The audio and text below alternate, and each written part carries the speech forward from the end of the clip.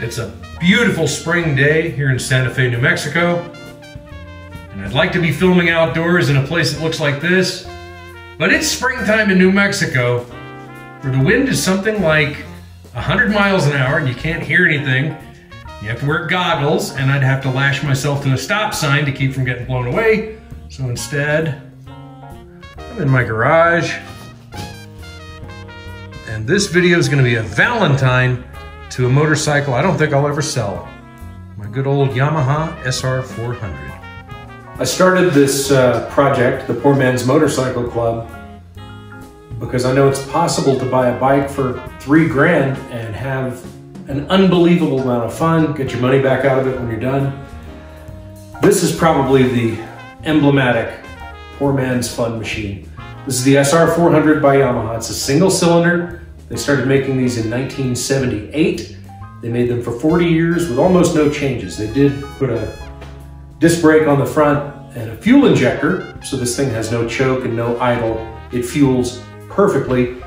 Matter of fact, it does everything perfectly. This is sort of the, I don't know, like the Honda Civic of motorcycles, except it's sexy and cool and gets a lot of attention out on the road. This particular one I bought a few years ago, I put 11,000 trouble-free miles on it.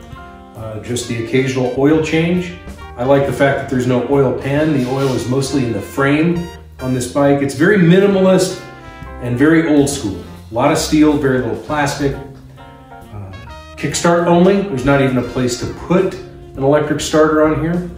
The starter works fantastically well. It kicks over almost every time on one kick, even if it's been sitting in the cold under a tarp. I also bump start it on my driveway most times, so I don't have to bother with kickstarting it.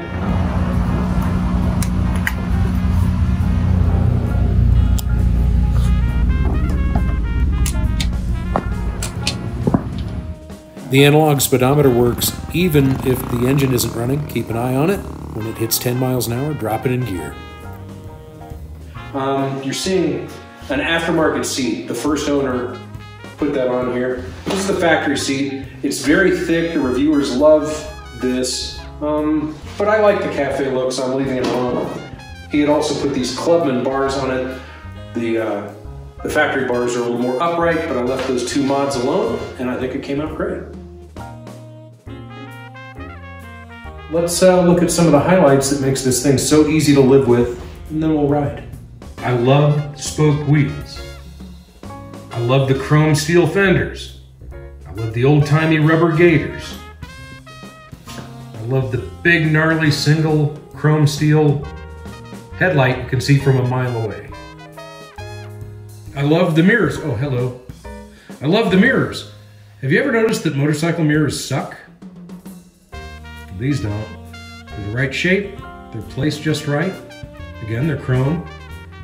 And you can see the car behind you without seeing yourself. I love the dashboard. Why is this so hard? I want a big, easy-to-read speedometer with a resettable trip odometer, and I want a big, clear tachometer right next to it.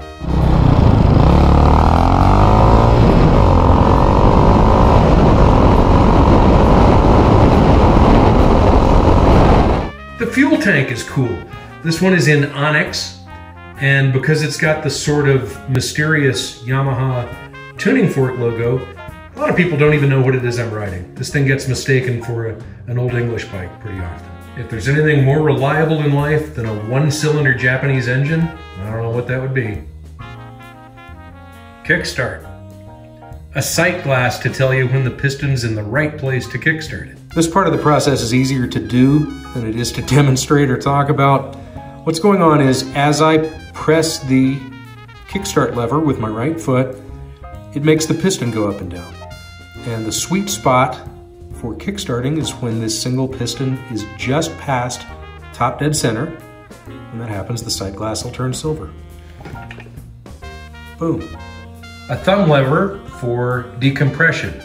It lifts an exhaust valve and allows you to move the kickstart lever more easily.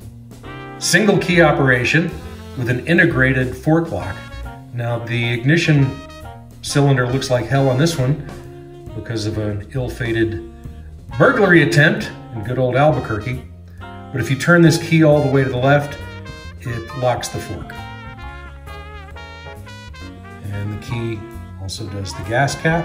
Oh, you can check the dipstick for the oil and the sight glass for the brakes without getting off the bike. The key also activates the helmet lock that is on the opposite side from the tailpipe, so it doesn't melt your helmet. Yeah, here's a quick word about center stands. This bike has one. They're becoming less common on motorcycles nowadays. I don't know if that's to save a few bucks when they build it or an insurance thing, who knows. But let's show you how they work. Want the side stand down. I'm going to put some weight on the center stand lever.